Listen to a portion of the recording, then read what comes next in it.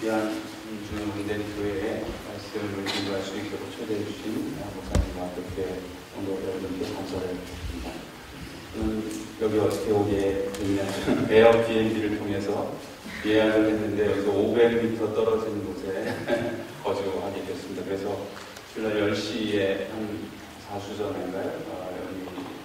여기 예배를 하는데 셰프에 와서 예배를 드리는데 한국 주비리 셰프 한시 이렇게 딱 써있더라고요. 그래서 한시에 예배를 오게 됐고, 그래서 또 가기 전에 다음 이제 월요일은 이제 동부로 좀 떠났다가 다음 주에 다시 여기 왔다가 미국으로 갔다가 다음 주 한 화요일쯤에 와서 이제 목요일에 출국을 이제 하게 되는데, 하나님께서 여기까지 좀 불러주신 것 같고, 또 한 가지 참 하나님의 섭리가 오묘하다 이런 생각이 드는 게, 여기 와서 제가 하려고 했던 것이 우선 부활에 관한 책을 하려고 왔습니다. 그래서 연구학기를 맞아서 부활에 관한 책을 지금 쓰려고 여기 와서 잠깐 한 달 동안 이렇게 리서치도 하고 시간을 보내고 있는데, 주일 예배 우리 양승환 목사님께서 2주 동안 계속 부활에 관한 메시지를 딱 전파하는 걸 보고, 야, 이거 뭔가 하나님께서 말씀하실 게 있는 게 아닌가 하는 생각이 그냥 들었습니다. 그래서 첫째 주에 설교 한번 하시 그러면 안 되는데 고사를 하고, 둘째 주에도 고사했는데, 둘째 주 예배 드리면서 보니까 이거 한 번 더 노하면 하나님께 조금 죄송할 것 같기도 하고, 그래서 목사님께서 이렇게 세워주셔서 목사님께서 이렇게 하시는 그 말씀, 또 하나님께서 목사님 통해서 들려주시는 말씀에 전체 큰 바닥과 맥락들 한번 오늘 부활에 관한 우리의 신앙들을 정립하면 좋지 않을까 그런 생각이 들어서 설교 추천에 이렇게 아멘으로 이렇게 응답을 하게 되었습니다. 저는 성결대학교에서 신약 성서를 가르치고 있습니다. 주로 저야 늘 학생들을 가르치고 좋은 목사님들 말씀에 중심 있는 그런 목사님들을 양육하기 위해서 하는데, 요즘은 무엇보다도 우리 그리스도인들이 신앙 안에서 그 바른 성경적인 세계관을 가지고, 또 단지 세계관이나 철학이 아니라 그 믿음을 우리의 삶 속에서 살고 살아내고 견디고 마지막 소망까지 우리가 어떻게 그 소망을 부여잡고 살아갈지 녹록지 않은 과제를 모두가 가지고 있는 것 같습니다. 그래서 저 역시 여러분과 똑같은 크리스찬의 한 사람으로서 그 높은 하나님의 뜻과 그리고 그 깊은 하나님의 부름 앞에서 우리가 순종하는 마음으로 오늘 말씀을 증거하도록 하겠습니다. 대체로 보니까 우리 목사님께서 쭉 하시는 강의 설교나 이런 것들이 이제 교수님 출신이고 그래서 그러시는지 티칭 방법을 하는 것에 대해서 저도 어쩔 수 없이 공정업이라 그렇게 할 수밖에 없어서 사실 그게 좀 부담이거든요. 설명을 좀 이렇게 제 감정도 많이 해야 되는데 티칭 식으로 하는 게 좀 부담인데, 오늘은 부담 하나도 없이 여러분이 이미 다 포맷이 그렇게 돼 있기 때문에 제가 좀 이렇게 좀 왔다 갔다 하면서 티칭 식으로 하고, 그리고 두 번째 부활에 관한 그 내용을 우리의 설교로 이렇게 제가 한 20분 이렇게 전달하면 좋을 것 같습니다. 자, 우리 이제 지금부터 제가 여러분과 함께 한 20분 동안 아주 중요한 강의를 좀 하도록 이렇게 하겠습니다. 캐나다 젊은 목사님 보면 여기 내려가서 또 하고 막 여기 이러는 것 같은데, 저도 좀 한번 그렇게 해보겠습니다. 잘 될지 모르겠습니다. 자, 오늘 그 제목은 기독교 신앙의 핵심을 좀 우리가 생각을 해보죠.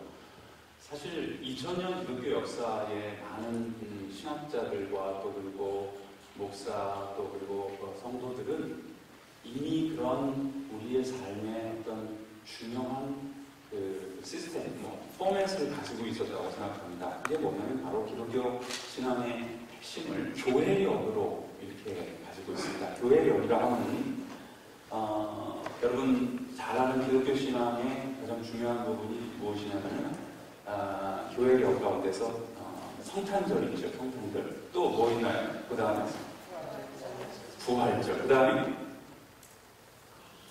살짝 성령 강림절이 있습니다. 그리고 또 하나가 어려운데 대강절이 있습니다. 자, 이게 탁탁 이렇게 되고 있죠, 지금? 이걸 교회력이라고 말하는데, 이 교회력에는 성서의 예수님의 생애를 중심으로 우리의 신앙의 세계를 이렇게 구축하는 이 네 가지 중요한 절기가 있고, 그리고 또 여기에 지난주에 우리가 카나다나 미국 같은 경우도 그렇고 이제 추수감사절이 있다든가, 또 한국 같은 경우는 3.1절 기념주일 예배가 있다든가, 8.15 광복주일 예배가 있다든가, 이런 것들을 통해서 이제 성경에 나타난 예수님의 생애와 이제 교회의 역사를 컴바인해서 1년 동안의 어떤 성도들의 삶을 이렇게 실제적으로 살아가도록 안내하는 것을 교회력이라고 합니다. 우리는 교회의 역사로서 추수감사절이라든가 3.1절 광복절이라든가 이런 것들을 빼고 성경에 나타난 아주 중요한 이 교회력 네 가지를 통해서 사실은 모든 크리스찬들과 기독교는 기독교의 기본 진리들을 전수하는 그런 2000년 동안의 역사를 가지고 있습니다. 그래서 이걸 가만히 보면 정말 심플하게 성경 전체의 그 내용을 알려줄 수 있어요. 먼저 성탄절을 한번 보면, 자, 성탄절이란 무엇일까 생각해보면 성육신의 incarnation, 그러니까 하나님이 사람의 몸을 입고 우리에게 오셨다는. 근데 왜 오셨나 도대체? 왜? 여기 먼저 보면 마태복음부터 이렇게 보면, 자, 마태복음 여기 한번 보시면 예수님께서 이 땅에 오신 것을 예언하기를 아들을 낳을 것이니 이름을 임마누엘이라. 임마누 그리고 엘, 즉 하나님이 우리와 함께 하시다. 성육신하신 예수님 왜 이 땅에 오셨을까요?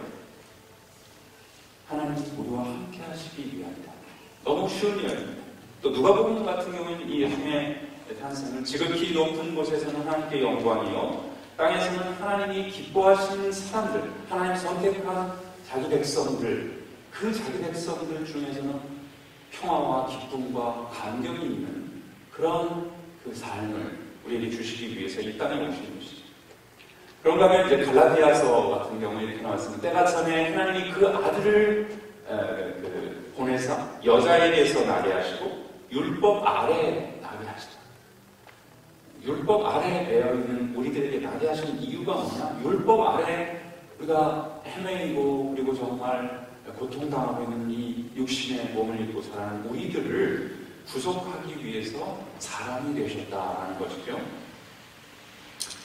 그래서 이 모든 것들을 종합해서 요한복음 1장 14절에서는 incarnation을 이렇게 말하고 있습니다. 같이 한번 읽어볼까요? 시작! 말씀이 육신이 되어 우리 가운데 거하셨다. 이 모든 것들을 가만히 생각해보면 결국 왜 예수님께서 이 땅에 오셨는가? 답은 너무 간단합니다. 뭡니까? 하나님이 우리와 함께 하시기 위해서. 너무 쉬운 이야기입니다. 성육신의 그 놀라운 진리들을 철학적으로 신학적으로 아무리 변증한다 할지라도 그 안에 있는 핵심은 하나님이 우리와 함께 하기 위해서 이 땅에 오셨다는 겁니다. 여러분, 구약 성경을 저보고 한마디로 요약을 하면 이렇게 말하고 싶습니다. 구약 성경의 메시지는 하나님이 자기 백성과 함께하는 역사. 그렇지 않습니까?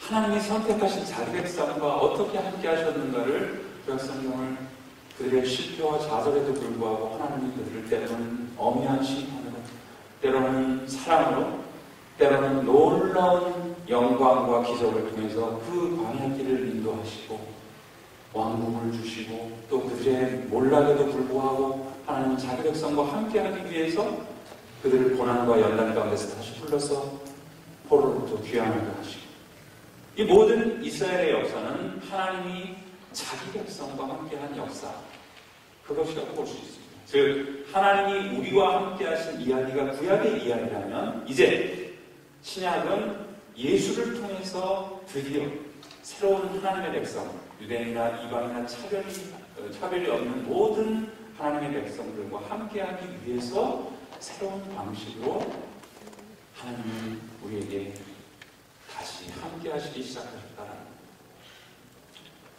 두 번째, 우리 성탄절이 지났습니다. 그 다음 뭐죠? 부활절. 물론 고난주간은 이 안에 있습니다. 예수 십자가의 죽음과 이제 부활 주일이 있는데, 이 부활의 내용들은 제가 이제 뒤에 설교로 좀 이렇게 텍스트로 좀 여러분께 전달을 좀 하도록 하고요. 사실 간단하게 얘기하면 이 부활의 신비를 보면 우리는 이런 질문을 해야 돼요. 도대체 왜 예수님은 죽으시고 그냥 죽으시고 끝나는 게 아니라 왜 부활하셨을까? 왜? 이런 근본적인 질문을 해야 됩니다. 자, 첫째 열매라고 이런 표현들을 부활의 신비를 바울은 얘기하는데 그리스도의 부활을 그러나 이제 그리스도께서 죽은 자들로부터 다시 살아나사 잠자는 자들 죽어 있는 자들의 첫 번째 열매가 되십니다. 예수께서도 죽으셨다가 다시 부활하셨는데 그것은 바로 잠자는 자들의 첫 열매가 된다. 그리고 그럼 첫째 열매는 하면 항상 그 다음 뭐가 남아있을까요? 둘째 열매, 셋째 열매, 동일한 많은 열매가 있겠죠. 그래서 아담 안에서 모든 사람이 죽은 것 같이 그리스도 안에서 모든 사람이 삶을 얻으리라 라고 하는 이 둘째 부활의 둘째 열매, 둘째 부활이 아니라 부활의 두 번째 열매를 지금 이제 우리에게서 이루시기 위해서 이 부활은 지금 계속 어떤 하나의 여정으로 진행되고 있다는 겁니다. 자, 그러면 다시 첫 번째 질문을 한번 물어보면 왜 그리스도께서는 부활하셨고 우리는 왜 부활해야 됩니까? 어떻게 생각하십니까? 도대체 왜 부활해야 되는가? 저는 이렇게 생각합니다. 부활은 새로운 방식, 즉 영원한 삶을 이루는 것 아니겠습니까? 목사님께서 지난주에 계속 설교해 주신 귀한 그 메시지 가운데서도 나사로의 부활. 근데 그 나사로의 부활은 그가 다시 죽은 자 가운데서 죽어서 깨어났지만 결국 다시 죽을 거예요. 그렇죠? 다시 죽습니다. 근데 예수님은 부활하셨는데 또 다시 죽나요? 그런 일 없습니다. 바로 그 예수의 부활의 첫째 열매와 동일한 두 번째 열매로 우리가 예수처럼 이렇게 부활하게 됐는데 왜 도대체 그리스도는 그 부활, 영원한 부활체로 몸의 부활로 부활하셨고 우리는 또 왜 그렇게 똑같이 부활해야 되는가? 저는 이렇게 생각합니다. 자, 부활하신 예수님께서 이렇게 마태복음에 말합니다. 시작. 내가 세상 끝날까지 항상 너희와 항상 함께 하리라. 부활하신 이유가 뭐라고요? 세상 끝날까지 너희와 항상 함께 하기 위해서 부활하셨다. 이렇게. 다음 얘기를 좀 진행해 보겠습니다. 이제. 그러면 이 부활절 이후에 이제 성령 강림절이 있죠. 자, 성령 강림절은 성령인데, 또 이렇게 질문을 해보겠습니다. 성령이 뭡니까? 이렇게 물어보면 너무 이렇게 포괄적인 질문이 돼서 무슨 대답을 해도 제가 원하는 대답이 아닐 수 있죠. 왜냐하면 워낙 성령께서는 그 다양한 그 사역과 역사를 통해서 나타나시니까. 그런데 신약 성경의 관점에서 성령이 누구시고 성령은 어떤 존재인가? 이렇게 물어본다면 저는 이렇게 대답할 수 있겠습니다. 예수 부활의 영. 다시 한번 해보실까요? 시작. 예수 부활의 영. 예수께서 부활하시고 그리고 이 땅에 하나님께서 다시 보내주신 부활하신 예수의 영, 그것이 바로 성령이라고 할 수 있어요. 구약에서 성령이 무엇이냐라고 한다면 창조의 영이고 또 예언의 영이고 여러 가지로 말할 수 있지만 적어도 신약성서에서 성령이 무엇이냐라고 하면 여러분 사도행전 한번 읽어보시고 바울서신 읽어보세요. 예수 부활하신 그 부활하신 동일한 그 인격체, 그 영이라고 말하는데 그 영이 바로 성령으로 이 땅에 우리에게 오신 것입니다. 자, 근데 이 부활의 영, 자, 여기 두 번째 보면요. 부활의 영, 그리스도의 영 보면 우선 그 복음이라는 것 자체가 뭐냐? 바울은 이렇게 말하고 있습니다. 이 복음이 뭐냐? 하나님이 선지자를 통하여 성경에 미리 약속하신 바 육신으로는 다윗의 혈을 통해서 나신 그의 아들에 관한 것이다. 복음, 하나님 나라의 복음은 그의 아들에 관한 것이고, 성결의 영, 이거는 굉장히 독특한 표현들인데, 거룩한 영으로서는 죽은 자의 부활, 이거는 제가 번역을 정확하게 다시 해놓은 것인데, 죽은 자들의 부활로부터 능력으로 하나님의 아들로 선언되신 우리 주 예수 그리스도에 관한 것이다. 즉 부활하셔서 하나님의 아들로 입증되신 이 사실이 복음의 본질이라는 것입니다. 그런데 이 부활의 영, 성령이 부활의 영이다라고 했을 때 중요한 것은 부활하신 그리스도께서 우리에게 보내주신 성령, 그 자신이신 그 성령, 영이 삼위일체의 영이 문제는 우리 안에 있다. 우리 안에 있다는 것이 중요합니다. 그래서 누구든지 그리스도의 영이 없으면 그리스도의 사랑이 아니다. 여러분 가운데서 그리스도인인데 아직도 내 안에 하나님의 영이 지금 있는지 없는지 모르고 깜깜이고 또 그리고 뭔가 좀 이상하다. 그런 내가 볼 때는 신앙을 다시 한번 점검을 해봐요. 그죠? 예수를 죽은 자 가운데서 일으키신 영, 이게 부활의 영 아닙니까? 이 부활의 영이 너희 안에 거하시면 그리스도를 죽은 자 가운데서 살리신 이가 너희 안에서 거하시는 그 영을 통하여 결국 우리의 죽을 썩어질 이 몸도 마침내 이제 살리시리라. 그러니까 우리 안에 있는 예수 부활의 영이 거듭난 영이고, 이 거듭난 영을 통해서 우리는 마침내 거룩한 몸, 부활체를 입게 될 것입니다. 믿습니까? 이게 기독교 신앙이에요. 심플합니다. 여러분 안에 있는 예수 부활의 영 성령으로 잉태된 그 생명의 씨앗, 그 씨앗은 이 씨앗으로 끝나지 않고 땅에 썩어서 그냥 흩어질 것이 아니라 마침내 그 씨앗이라고 하는 그 메타포, 그 은유를 통해서 보여준 생명체의 고갱이가 여기 있다 하면 하늘의 부활의 몸을 덧입게 되므로 마침내 예수님과 똑같은 부활의 몸에 이르게 될 것이다. 이게 기독교의 부활에 관한 진리고 우리 신앙의 본질인 것입니다. 자, 그러면 또 이렇게 질문해 봅시다.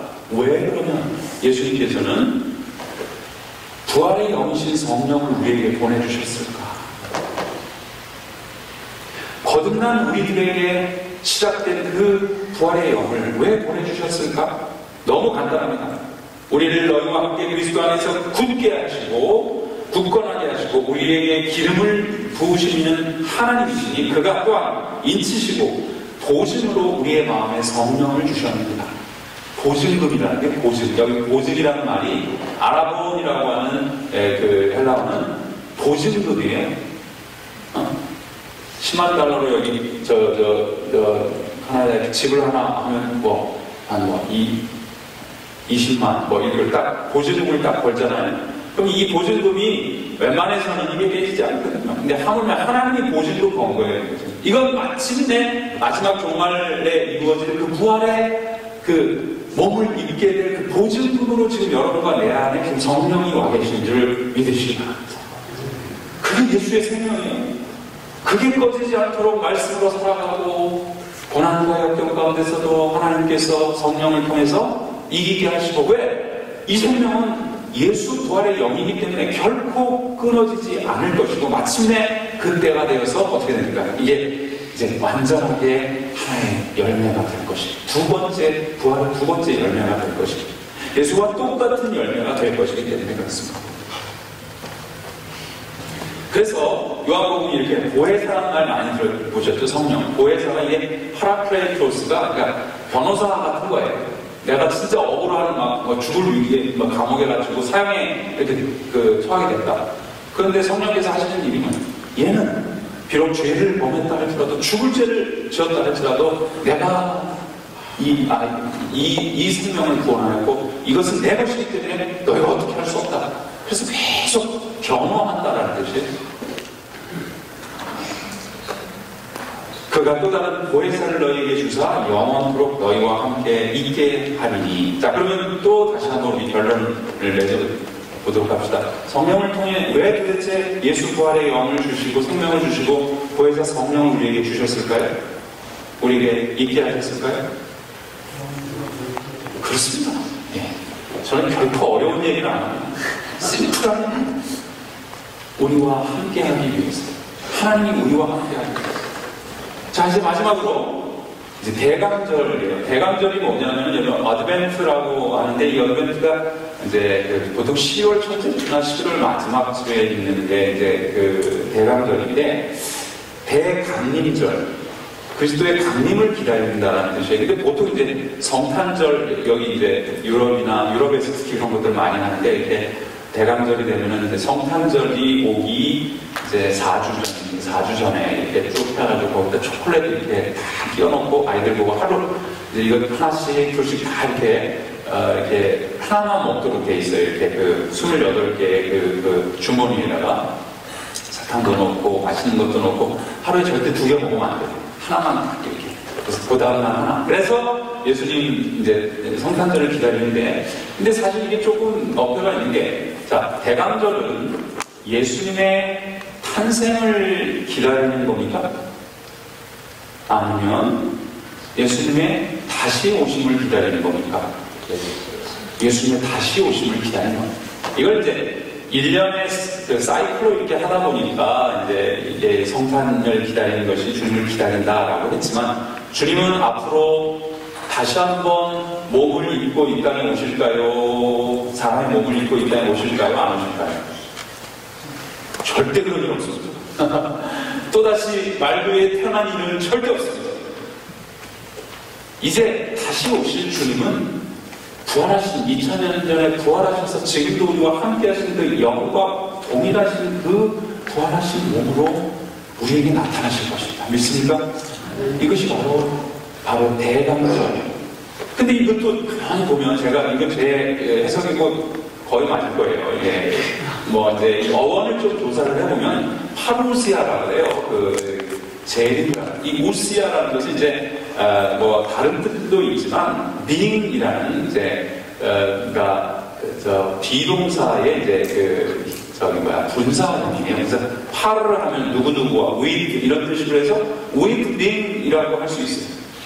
그러니까 주님께서 다시 오시는 것들이 이게 뭐냐?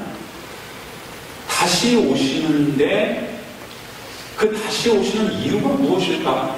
우리는 왜 주님의 다시 오심을 그렇게 고대하는 대강림절 고대하는가?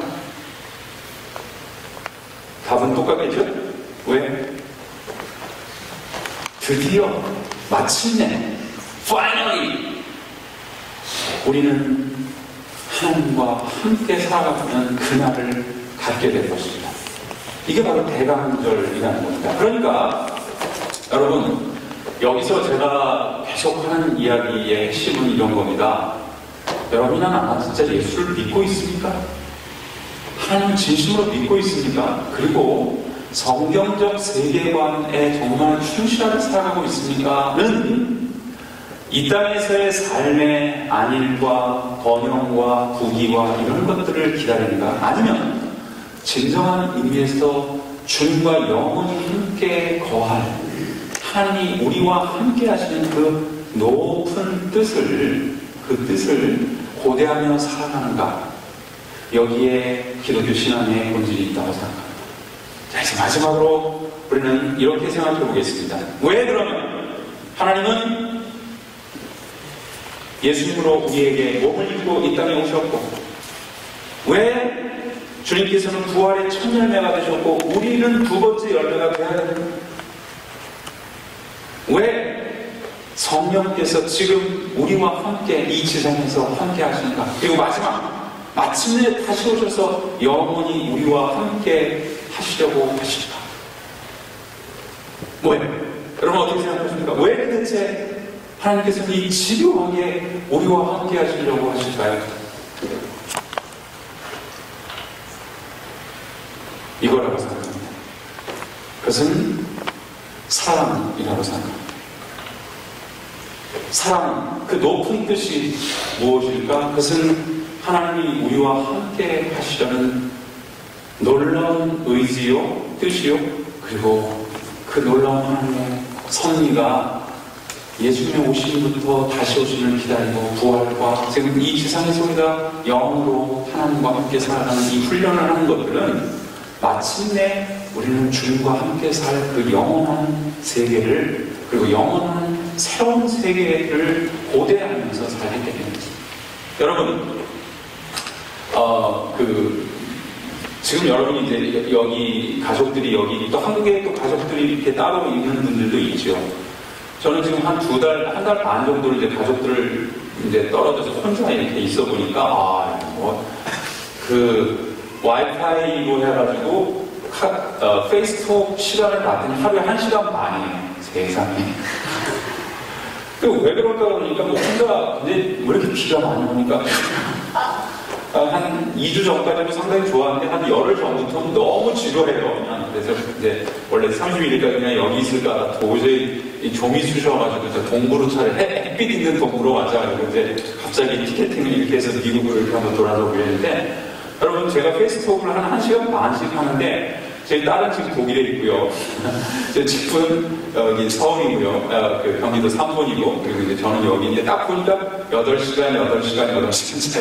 지구를 딱 3분의 1로 지금 이렇게 갈라서, 이렇게 존재를 하고 있습니다. 그런데, 재밌는 것은 이제 저희는 이제 매주 주일 저녁이 되면, 이렇게 주일 저녁이 되고 한 6시 되면 같이 가족들 식사를 하고, 7시 되면 항상 독일에 있는 딸하고 같이 이제 시간을 맞춰가지고, 가족 예배를 이제 바이블톡이다 이래가지고 서로가 기도 제목도 나누고 그렇게 하거든요. 그래서 근데 제가 이렇게 독일에 있는 딸하고 이렇게 또 큰 딸도 밖에 나가서 살고 이제 회사를 다 다니고 그런데 느끼는 게 참 그래요. 사랑이 무엇일까? 생각을 해보니까 사랑이 뭐라고 생각하십니까, 여러분?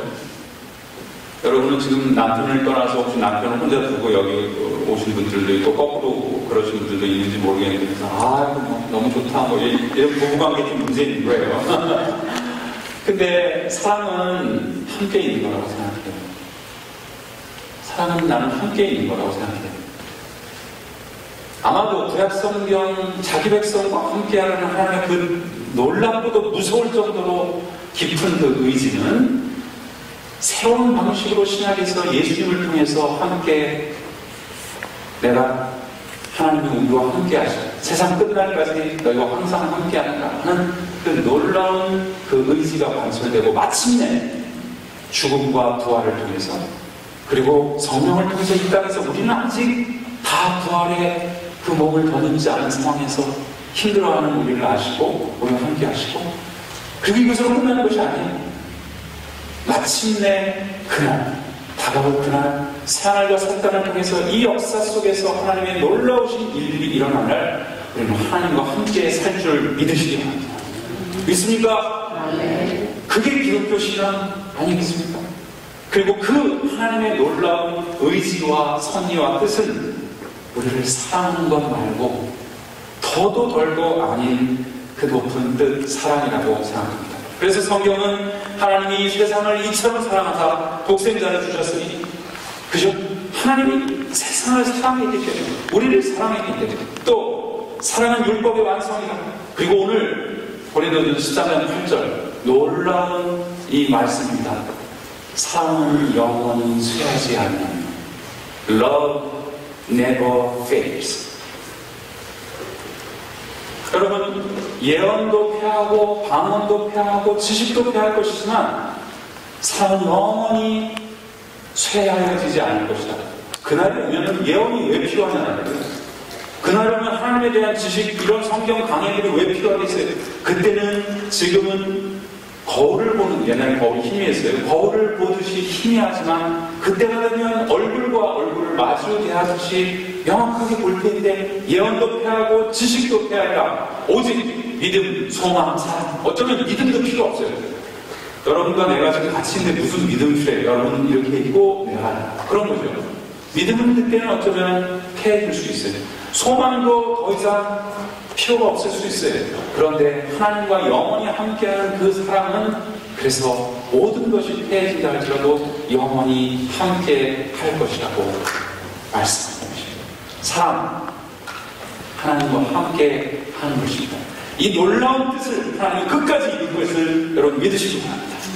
그 사랑이 우리를 이렇게 견고하게 붙들고 있기 때문이고 여러분 사랑은 영원히 쇠하지 아니하고 그 높은 뜻을 우리는 이렇게 성탄절, 부활절, 성령 강림절, 대강절을 통해서 성령과 함께 하는 사랑의 삶을 살도록 우리를 안내하는 것입니다. 여기까지가 우리가 기독교의 세계관에서 생각하는 또 믿고 있는 것입니다. 지금부터는 제가 여러분 왜 부활이 그러면 중요한, 부활에 대한 믿음과 소망이 중요한지를 제가 좀 짧게 이제 설교를 통해서 여러분께 말씀을 나눠보려고 합니다. 여러분, 남은 게 부활이죠. 예수님께서 나머지 다 이루어 놓으셨는데 지금 이룰 것이 부활인데 우리는 진정 예수의 부활을 믿습니다. 하지만 진정 그리스도의 고난과 부활의 능력을 경험하고 지금 우리가 그렇게 살고 있느냐, 그런 걸 생각하면 저 역시 참 부끄럽습니다.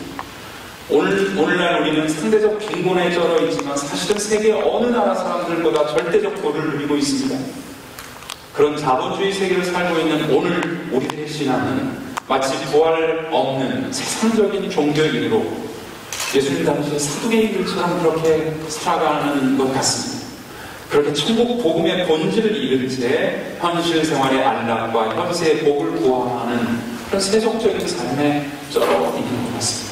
오늘 한국교회의 위기는요, 30년 전하고 다릅니다. 30년 전에 그 한국 기독교는 오히려 좀 이렇게 천국을 바라보고 너무 내세 제한적인 신앙을 가지고 있다 생각하는데, 저는 오늘날 한국교회 위기는 어디서 왔을까? 너무나 이 세상에 쩔어 있어서 저 이 영원한 부활의 세계관, 이런 것들을 다 잃어버리고 지금 만신창이가 되고 있는 상황이 아닌가 생각을 합니다. 오늘 우리 그리스도인의 위기는, 교회의 위기는 예수 부활을 모르는 것도 아닙니다. 믿지 못해서가 아니라 부활의 복음을 모르고 알아도 그 복음으로 살지 않는 그것이 바로 지금 우리 한국교회와 아니 그리스도인들의 위기고 내 신앙의 위기라고 생각합니다. 부활의 복음, 이게 무엇입니까? 여러분, 제가 이거 조금 한 10분 동안만 사도 바울 얘기를 오늘 본문을 통해서 할 수 있도록 해주세요. 바울은 바리새파여서 예수를 믿기 전에도 부활을 믿었어요. 맞죠? 사두개파인들은 부활을 안 믿었어요. 그런데 바리새파였던 이 바울은 부활을 철저하게 믿었어요. 사도행전 26장이나 23장에 보면은 그가 사두개파하고 바리새파가 딱 있는데 벌써 딱 알고 바리새파 신앙을 딱 이렇게 변호하자, 이번에 사두개파하고 바리새파가 막 싸우는 장면을 믿지 않습니까? 어쨌든 바울은 부활을 믿었어요. 바리새인들처럼. 그런데 그것은 장차 하나님께서 심판 때 인간들을, 죽은 자들을 일으키실 것이라는 믿음입니다. 이게 무슨 소리냐면, 여러분들 이런 믿음 정도를 가지고 있어요. 부활을 믿습니까? 예, 믿습니다. 죽은 다음에 부활을 믿습니다. 그런데 지금 우리 안에 있는 부활은 세상 마지막에만 일어나는 것이 아니라, 잘 들어보십시오. 이 역사 속에서 시작되었다. 부활은 죽은 다음에 일어날 일이 아니에요. 이미 역사 속에서 시작되었다는 겁니다. 나사렛의 부활신이나 또 죽은 자들의 부활, 그런 거 말고 영원히 썩지 않을 몸으로 우리가 마침내 변화될 그 몸이 예수 그리스도에 의해서 일어났다라는 거예요. 그게 기독교예요. 예수는 영원히 썩지 않을 몸으로 이 역사 속에 돌입하셔서 부활의 몸으로 사람들에게 나타나시고 보여주시고 만지게 해주셨다는 겁니다. 때가 차서 하나님이 그 아들을 세상에 보내시고 죽은 자들 가운데서 일으키셨구나. 그리고 마침내 부활하신 그 예수 그리스도를 그는 시리아의 다마스쿠스에서 만나게 된 거예요. 그러니까 이거는 그냥 죽은 다음에 부활을 믿는 그런 형이상학적인 바리새파의 믿음에서 역사 속에서 예수의 부활, 똑같은 우리와 같은 인간 예수의 부활이 일어났구나라는 것을 믿게 됩니다. 그러니까 바울이 완전히 삶의 혁명을 일으켰던 것은 바로 이런 차원에서 다른 겁니다. 여러분이나 내가 진짜 죽은 다음에 부활이 있겠지, 이 정도 믿는 게 아니라 역사 속에서 나서는 예수의 부활을 직접 하나님께서 보여주시고 만지게 해주시고 느끼게 해주신다. 그러면 요 모양으로 살지 않을 겁니다. 그냥 이렇게 살지 않거든요.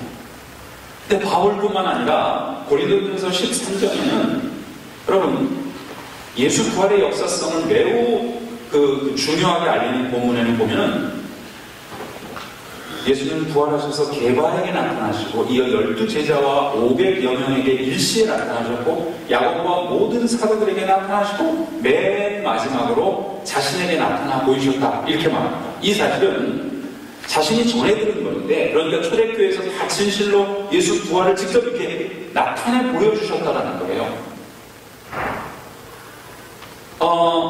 근데 여기서 500여 명의 성도들과 야고보에게 나타나신 건 성경에 없어요.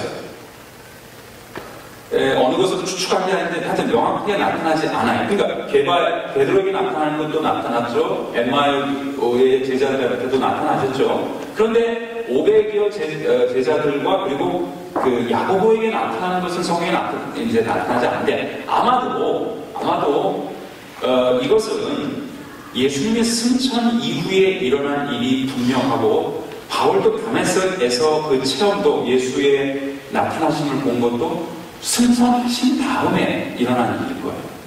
여러분 예수님 승천하신 다음에 지금 2000년 지났지만 바울은 그때 나이로 따지면 아마 32년, 늦게는 34년 정도에 아마 일어난 일이라고 갈라디아서 2장을 통해서 재구성할 수 있는데 이렇게 되면 이게 예수님의 승천이 30년에 일어났고 2, 3년 이후에 부활을 실제적으로 바울에게 보여주셨다는 것이고 나머지 다른 500여 성도들에게도 보여줬다는 건데 이거 놀라운 얘기입니다.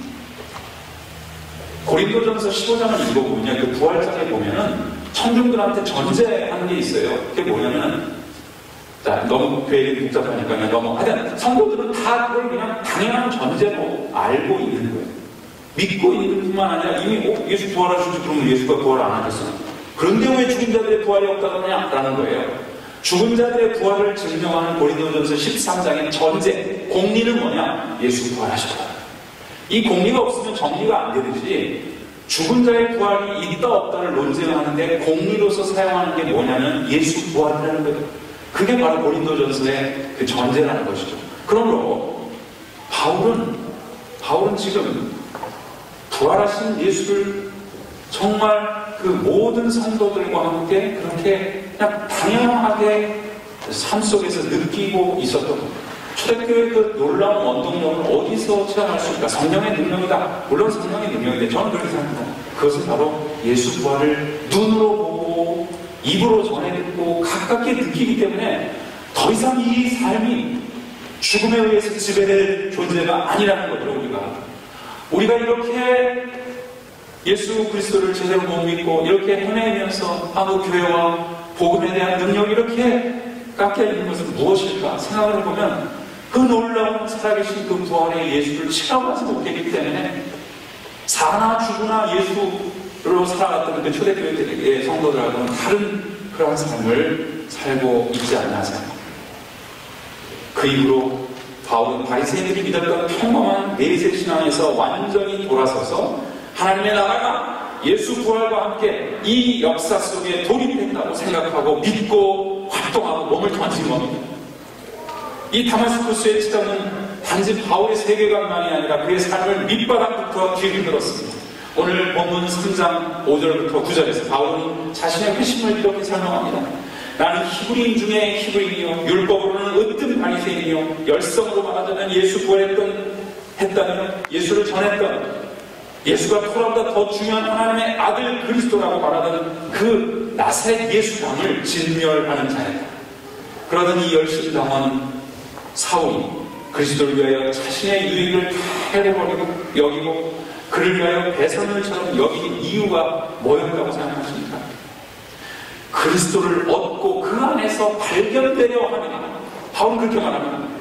이 모든 것을 버릴 수 있었던 그 이유는 오직 내 삶의 여정은 부활에 덧입는 것. 이미 내 안에 시작된 예수의 생명이 첫 번째 열매로 이미 덮여주신 그 예수 부활과 똑같은 형상으로 나도 그 부활의 둘째 열매에 이르는 그 삶의 목표를 향해서 내가 발견되려 합니다. 인간이 의롭게 되기 위해서 이제까지 자신과 유대인이 추구한 모든 일은 결국 아무런 유익을 주지 못했다는 것이죠. 구원은 오직 죄인된 인간을 위해 십자가를 지시고 죽으신 예수, 그리고 그 예수를 죽은 자들로부터 일으키신 하나님의 은혜와 주권 안에 있다는 사실을 그는 발견하게 된 것입니다. 그래서 3장 9절에서는 이 깨달음에서 구원은 율법을 행함에서 나온 의로움이 아니라 그리스도를 믿음으로 말미암아 하나님께로 온 의라고 말하고 있는 것입니다. 제 말씀을 마칠 때가 됐습니다. 여러분, 바울의 의심은 단지 예수 부활 사건으로 인한 세계관의 변화가 아닙니다. 철학의 변화가 아닙니다. 그는 예수 부활로 시작된 우리 부활, 내 부활, 자신의 부활, 이것이야말로 우리 그리스도인의 삶의 궁극적인 목표요. 그러므로 이 땅의 삶은 부활에 이르는 여정, Journey of Resurrection 이라고 말하는 우리의 삶의 여정이 이제 부활의 여정이라고 확신합니다. 그래서 고린도전서는 이 부활의 여정을 아까 이제 그 파워포인트 맨 마지막 페이지로 다시 한번 보겠습니다. 예수 부활은 첫 열매고 우리 부활은 둘째 열매라고 비유로 설명하는데 같이 한번 읽어보실까요? 시작! 아담 안에서 모든 사람이 죽은 것 같이 그리스도 안에서 모든 사람이 삶을 얻으리라.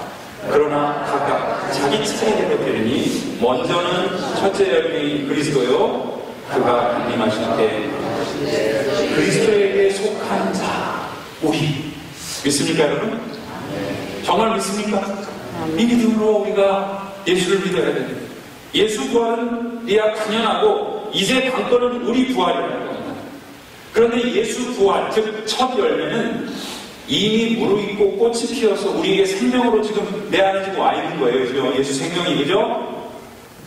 근데 이 둘째 열매, 우리의 부활은 아직 열매가 다 맺히지 않았다는 것입니다.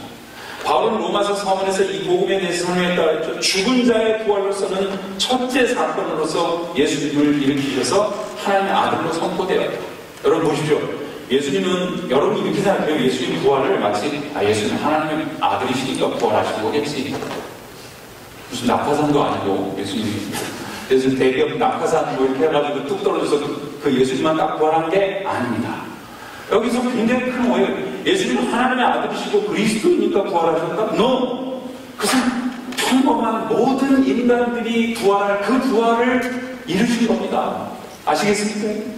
맞죠? 예수님 우리가 부활할 그 부활의 첫 번째 first case일 뿐이에요. 스페셜 케이스가 아니라 우리가 부활할 장차 부활할 그 first case, 그 first case이기 때문에 second case는 완전히 똑같이 동일하게 우리도 예수와 같이 부활할 겁니다. 그래야 하나님과 우리가 영원히 같이 사랑하며 살 것이기 때문에.